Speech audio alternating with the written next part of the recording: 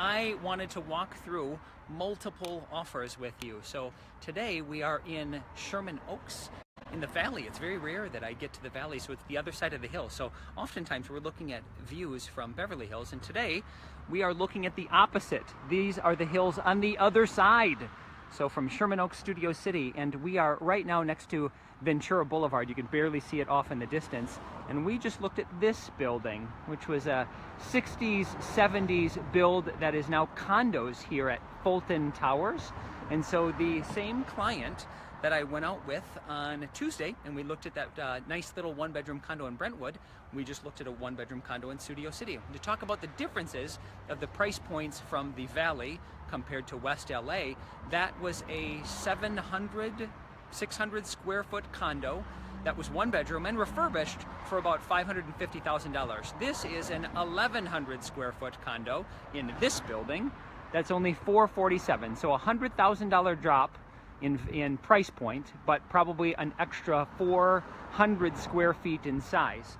So you get an idea of what the Valley offers us in extra value. Now, I think I might have mentioned this before, but if you do not know this, one of the reasons that the Valley is less expensive is it's a longer commute to get to Hollywood and Beverly Hills and all of Los Angeles, and it's a little bit warmer because of the hills and you don't have the same ocean effect.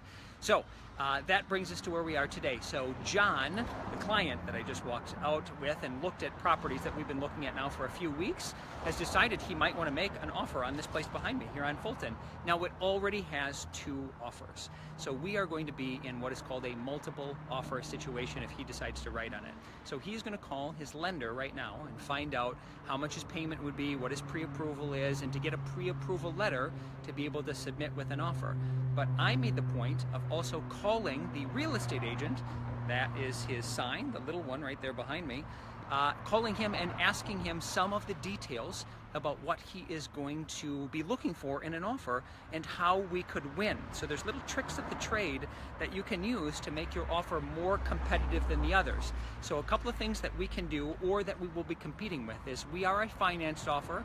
We found out that one of them is cash, and cash is king, so it's tough to be able to trump that.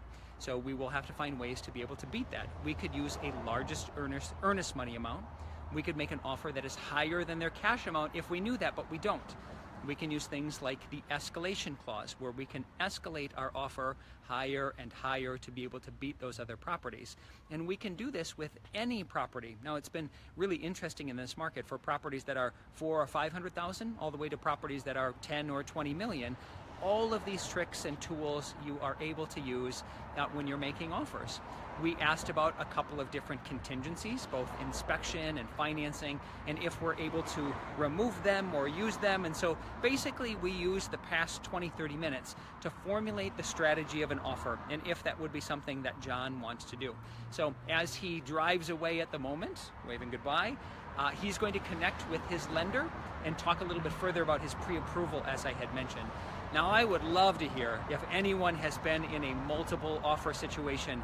Did you win?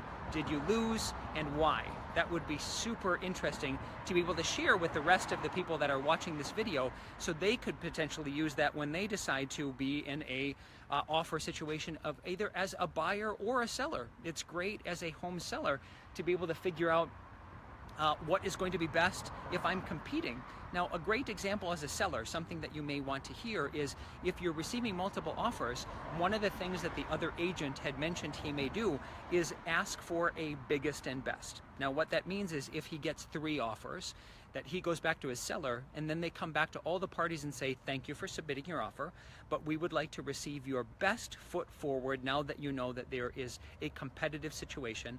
And if you could do that by tomorrow morning or tomorrow afternoon or the next day, and give us your best. It's a great way for the seller to be able to potentially get more money out of one or all of the offers.